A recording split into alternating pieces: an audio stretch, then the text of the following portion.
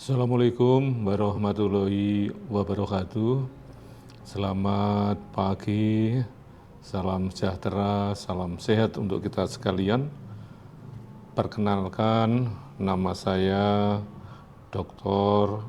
Andes Advokat Haji Kukuh Sudarmanto BE, SOS SH MHMM. Saya mengajar di S1 Fakultas Hukum Universitas Semarang, mata kuliah Hukum Perizinan, Hukum Kepegawaian dan Hukum dan Kebijakan Publik. Sedangkan saya mengajar di program S2 Magister Hukum Pasca Sarjana Universitas Semarang, yaitu mengajar hukum pemilu, hukum administrasi dan sistem peradilan di Indonesia, serta hukum lingkungan dan pembangunan yang berkelanjutan. Saya juga membimbing tesis dan menguji tesis. Pada kesempatan ini saya akan menyampaikan materi mata kuliah hukum pemilu di Indonesia yang referensinya tentu saya ambilkan dari buku-buku dan jurnal tentang pemilu yang menelah hukum pemilu di Indonesia maupun perbandingan dengan pemilu di berbagai negara. Kuliah ini saya lakukan dengan tatap muka online. Ketika ada penugasan yang terkait dengan mata kuliah, bisa saya lakukan dengan metode Zoom meeting atau online. Selama pembelajaran, dilakukan monitoring dari dosen kepada mahasiswa, mahasiswi, agar lebih produktif menerima materi dari dosen, dan juga untuk mengetahui sejauh mana penguasaan materi kuliah dari saya, dan akan saya adakan tugas-tugas dan diskusi untuk mempertajam pemahaman mata kuliah yang saya ajarkan. Kontrak perkuliahan perlu saya sampaikan bahwa hal ini untuk disepakati bersama. Terkait penilaian ada 5 komponen, yaitu kehadiran 10%, keaktifan 10%, penugasan 20%, ujian tengah semester 30%, dan ujian akhir semester 30%. Maka keterlambatan juga saya toleransi sepanjang 5 menit. Saudara boleh masuk di kelas, akan tetapi tidak saya hitung terkait kehadiran. Hal ini saya tidak mengurangi hak mahasiswa untuk belajar, tetapi belajar itu sebenarnya perlu kedisiplinan yang tinggi.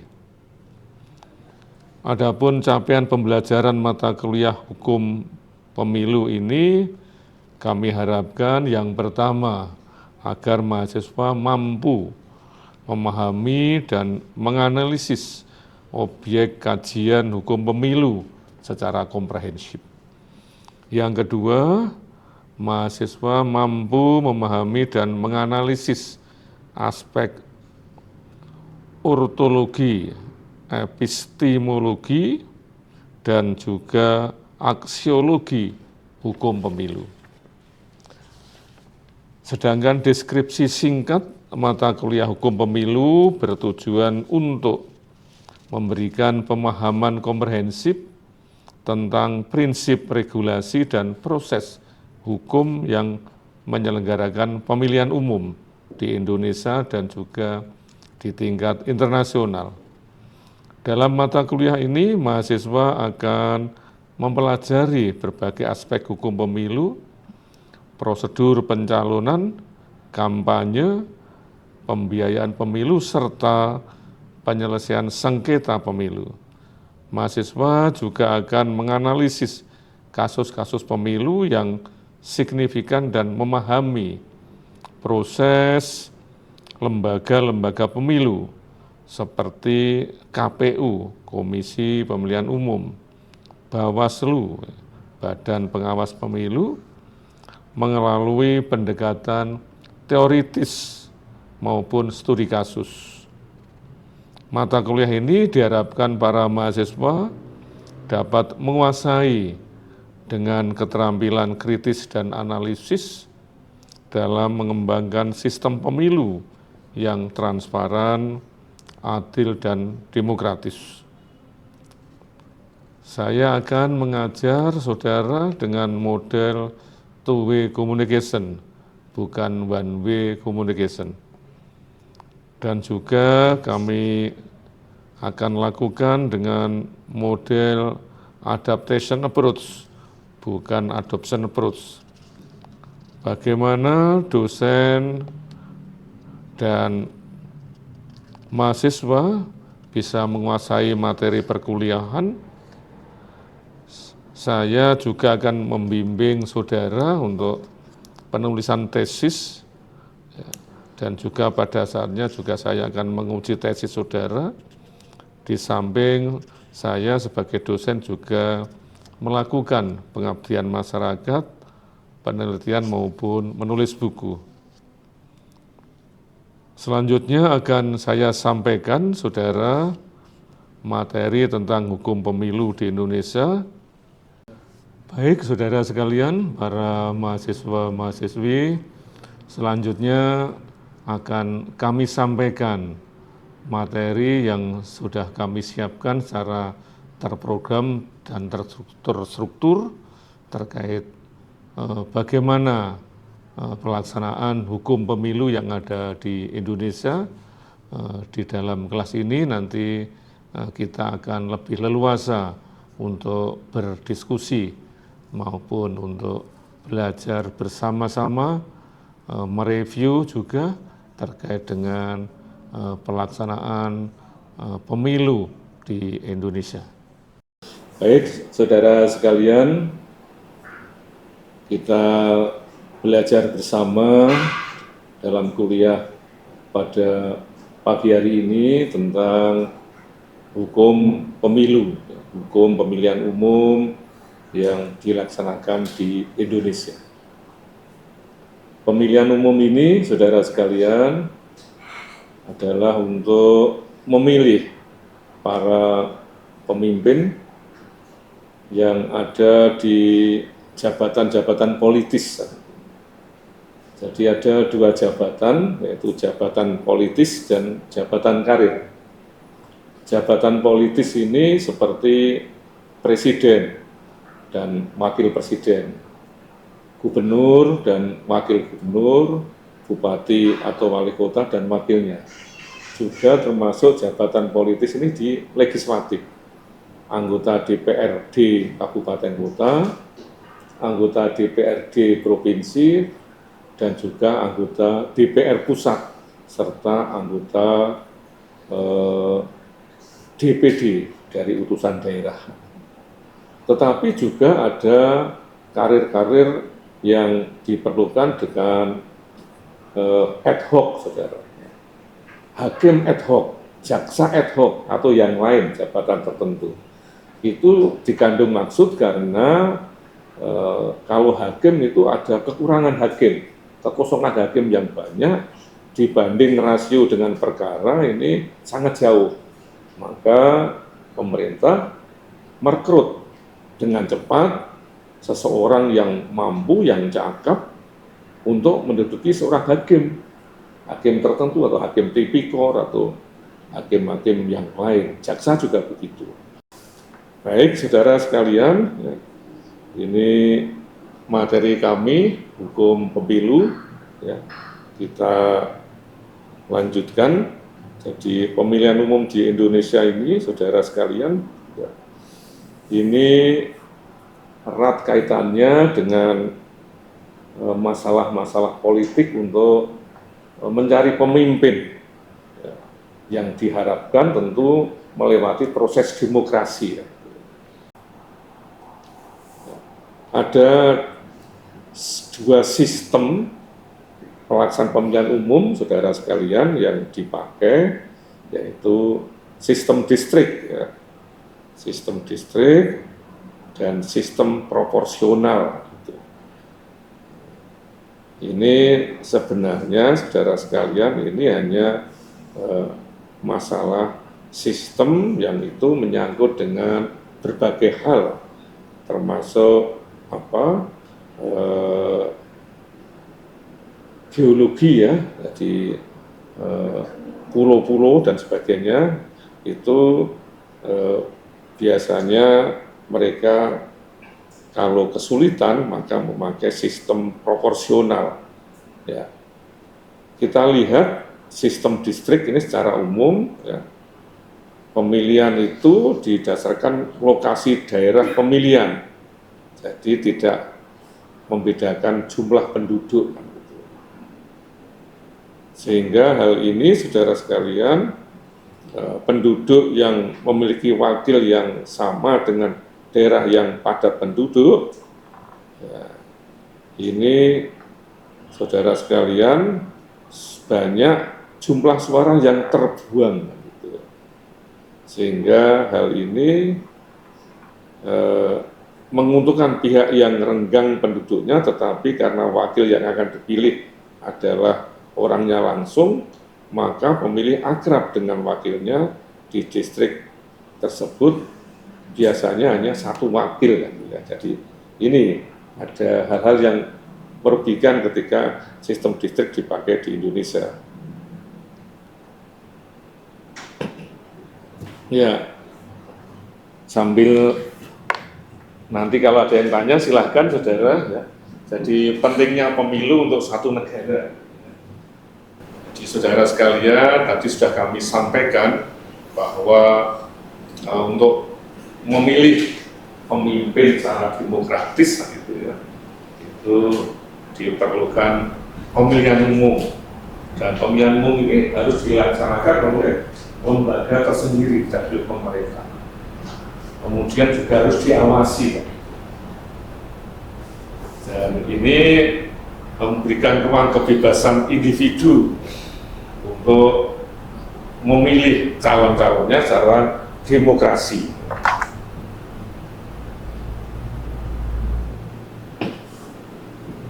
Ya, kita lihat, saudara sekalian, bahwa pemilu ini ada fungsi dan tujuan, memiliki 4 fungsi utama. Ini pembentukan legitimasi penguasa dan pemerintah. Jadi negara itu harus dipimpin oleh seorang penguasa. Penguasa dipilih dari pemilihan umum tadi. Presiden kita, ya, Pak Prabowo, Pak Gibran itu dipilih lewat pemilihan umum se-Indonesia. Karena beliau suaranya terbanyak dari calon yang lain, maka beliau jadi presiden dan wakil presiden. Itu legitimasi penguasa dan pemerintah. Presiden sebagai kepala negara dan sebagai kepala pemerintah. Kalau raja itu kepala negara, siapa yang mengelola pemerintahan? Namanya Perdana Menteri, ya. Contoh di Inggris, Malaysia, dan sebagainya. Tapi Indonesia dengan presidensial, bukan presidensial, tolong dijaga, kita tetap pakai presidensial. Itu presiden sebagai kepala negara sekaligus kepala pemerintah, dibantu dengan menteri. Menteri adalah pejabat tinggi yang dipilih secara hak prerogatif oleh presiden, ya. Kemudian pembentukan perwakilan politik rakyat, sirkulasi elit penguasa, pendidikan politik. Nah, ini fungsi-fungsi terkait dengan pemilihan umum, saudara sekalian. Kemudian tujuan pemilihan umum ini implementasi, ya, implementasi kedaulatan rakyat. Jadi rakyat yang berdaulat itu melewati pemilihan umum. Kemudian pembentukan perwakilan politik rakyat. Yang kedua yang bahwa pemilu sebagai sarana membentuk perwakilan politik. Jadi nanti ada pemerintah yang berkuasa yang diisi dari partai politik atau gabungan itu, kemudian membentuk kementerian, para menteri bisa jadi profesional dari orang-orang politik yang memang politik pengusung atau gabungan, mungkin dari orang-orang yang mewakili, karena negara kita banyak provinsinya, banyak sukunya, maka itu juga harus teradop untuk menjadi para menteri. Nah, menteri ini adalah simbol pemimpin, saudara, yang menangani kementerian. Jadi presiden wakil ini untuk menuju visi-visi dibantu oleh seorang menteri tadi. Makanya menteri adalah dipilih presiden dengan hak prerogatif. Presiden sebagai kepala negara dan kepala pemerintahan, tolong ini dicatat ya, dicatat sampai apa waktu itu, saudara. Jadi putar-putarnya saudara belajar hukum, nanti kalau ke arah hukum tata negara itu harus dikuasai. Kemudian pemilu sebagai sarana penggantian pemimpin secara konstitusional. Ya. Jadi tidak boleh saudara-saudara ini jadi pemimpin kemudian tidak melewati pemilu. Itu namanya apa? Kudeta. Kudeta itu memaksakan diri untuk menjatuhkan pemimpin yang resmi yang dilewat oleh pemilihan umum, menang, kemudian dikudeta. Itu tidak boleh. Jadi kalau pergantiannya ya lewat pemilihan umum setelah masa tugas 5 tahun selesai, maka pemimpin itu bisa diganti atau mencalonkan lagi karena maksimal 2 periode. Jadi sarana penggantian secara konstitusional. Pemilu sebagai sarana pemimpin politik merupakan legitimasi, ya tadi sudah dari awal saya singgung. Jadi legitimasi seorang pemimpin itu secara demokratis lewat pemilu. Pemilu sebagai sarana partisipasi politik masyarakat. Ya. Di masyarakat harus banyak diberi informasi, diberi sosialisasi terkait dengan pendidikan politik. Jadi suara-suara yang punya hak suara itu untuk memilih pemimpin bangsa itu taruhannya 5 tahun, sehingga harus betul-betul memilih pemimpin yang digendaki oleh masyarakat. Jangan sampai ada golput atau tidak atensi terhadap pemilihan umum. Ini saudara sekalian, kemudian sejarah pemilu ya ini saudara sekalian. Jadi sebenarnya pemilihan umum ini sudah berlaku cukup lama. Bahkan di sini tercatat 12 kali pemilihan umum itu pada tahun 55, 71, 77, 82, 87, 92, 97, 99, 2004, 2009, 2014 dan 2019. Ya, sampai kemarin ada 2024, jadi malah sudah lebih banyak lagi. Tetapi saudara, pemilihan umum yang lalu itu tidak pernah memilih langsung kepala daerah, bupati, wali kota, gubernur, termasuk presiden. Dulu Presiden Soekarno kan dipilih karena beliau seorang proklamator ya, Bung Karno, Bung Hatta jadi presiden. Orde lama namanya. Kemudian dikoreksi Orde baru, Pak Harto presiden ya. Nah, setelah selesai diusulkan lagi menjadi presiden terus sampai kalau tidak salah 32 tahun. Kemudian mahasiswa, saudara sekalian, ini yang berpikir jernih ini sudah terlalu lama. Akhirnya mahasiswa mengadakan demo, kemudian ada orde reformasi. Sehingga orde reformasi ini ada otonomi daerah, ya, daerah diberi hak tempat planning, kemudian ada pemilihan langsung, pemilu. Jadi, siapapun bisa jadi pemimpin. Kalau dulu kan tidak, presidennya ya Pak Karno terus Pak Harto terus. Gitu. Nah, sekarang kan presidennya bisa ada Gus Dur, Megawati, ya, Habibie, lalu yang hasil pemilihan umum ya ke SBY, ada Jokowi, sekarang Prabowo. Kalau dulu presidennya Pak Karno terus, kemudian ganti Orde Baru Pak Harto terus. Karena tidak dipilih secara langsung, regulasinya memang seperti itu, saudara. Jadi setelah selesai 5 tahun bisa diusulkan kembali, selesai lagi usulkan kembali. Kalau zaman Pak Karno presiden seumur hidup, jadi rakyat Indonesia ingin Pak Karno adalah presiden seumur hidup. Ternyata Orde Baru mengoreksi, oh tidak benar. Nah, dari Pak Harto 5 tahun, setelah itu bisa dipilih kembali. Lama-lama seumur hidup, saudara ya. Artinya Orde Reformasi mahasiswa kritis, tidak benar ini harus ada koreksi terhadap Orde Baru. Maka Pak Harto turun, kemudian ganti B.J. Habibie, kemudian ada pemilihan langsung. Kemudian Gus Dur pun jadi presiden waktu itu lah. Ini jadi saudara, itu pemilihan umum bagi negara kita kan. Ini asas pemilihan umum, saudara, di Indonesia itu terkenal dengan luber jurdil, jadi langsung, umum, bebas, rahasia, jujur dan adil.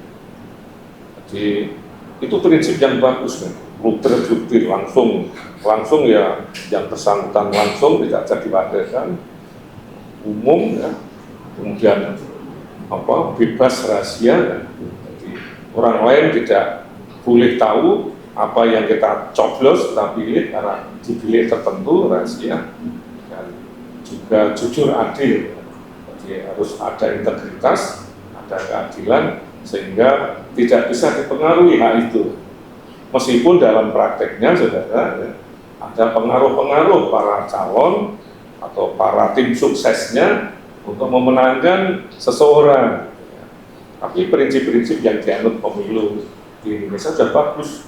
Luber jurdil ini jadi langsung, umum, bebas dan rahasia.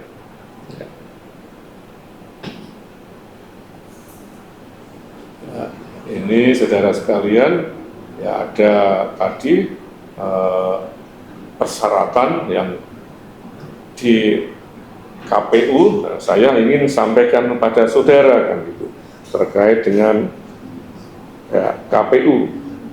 Jadi orang yang bisa memilih di undang-undang itu ada batasan usia, apakah dia dicabut oleh pengadilan tidak, hak memilih dan dipilih. Tetapi yang paling penting, saudara, yang ingin kami sampaikan ini adalah siapa penyelenggara pemilu itu.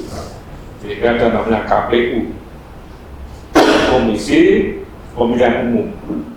Itu adalah dibentuk pemerintah sesuai undang-undang, dan orang-orangnya tentu, saudara sekalian, tidak boleh orang-orang pemerintah maupun orang-orang partai politik. Jadi mereka netral. Nah, ini tugas-tugas dan wewenang KPU, saudara. Tentu mereka secara rigid, secara profesional, mereka harus menyelenggarakan pemilihan umum itu dengan sebaik-baiknya.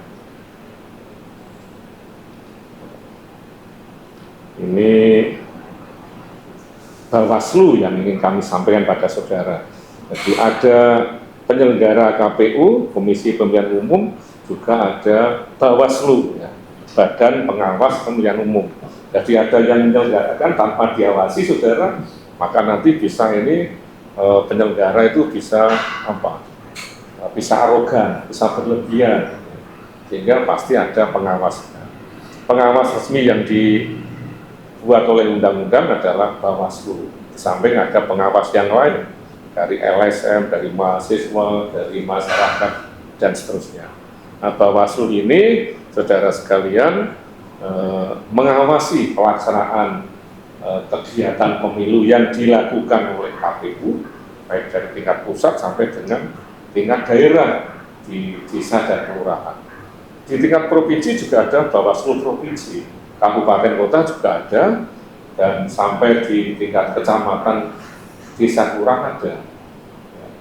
Namanya kalau di kecamatan Panwascam, di desa PPL, pengawas pemilu lapangan.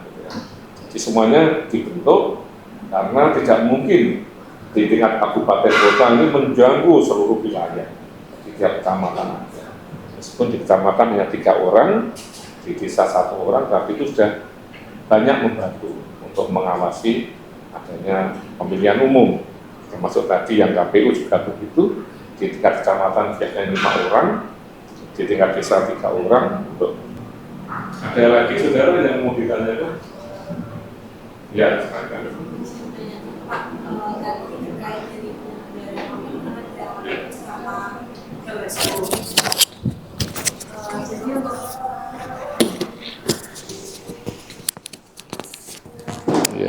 Jadi untuk penyelenggara pemilihan umum tadi kan ada KPU sama Bawaslu. Nah, untuk sistem penunjukan menjadi anggota KPU sama Bawaslu tersendiri itu dari sistem delegasi penunjukan atau pendaftaran?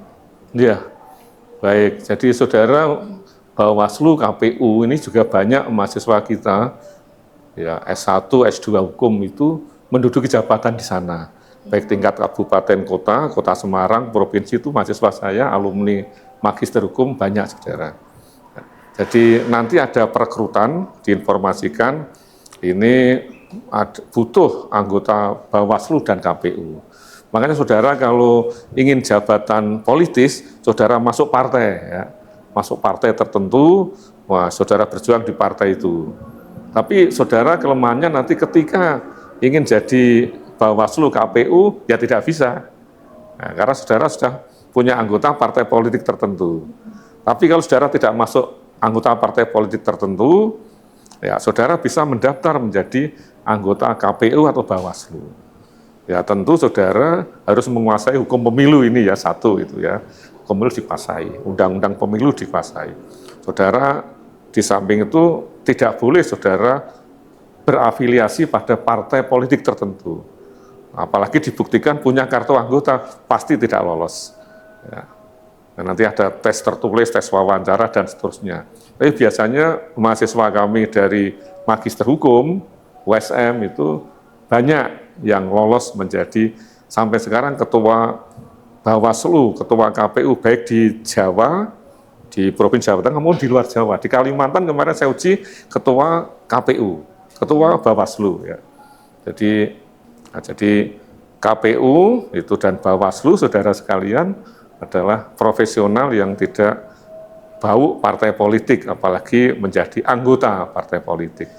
Nah, jadi banyak tes-tes yang dilakukan, tetapi terkait dengan regulasi pemilu, ya, hukum pemilu saudara harus kuasai sampai dengan peraturan-peraturan KPU, peraturan Bawaslu, ya, ketika saudara ingin mendaftar harus menguasai itu.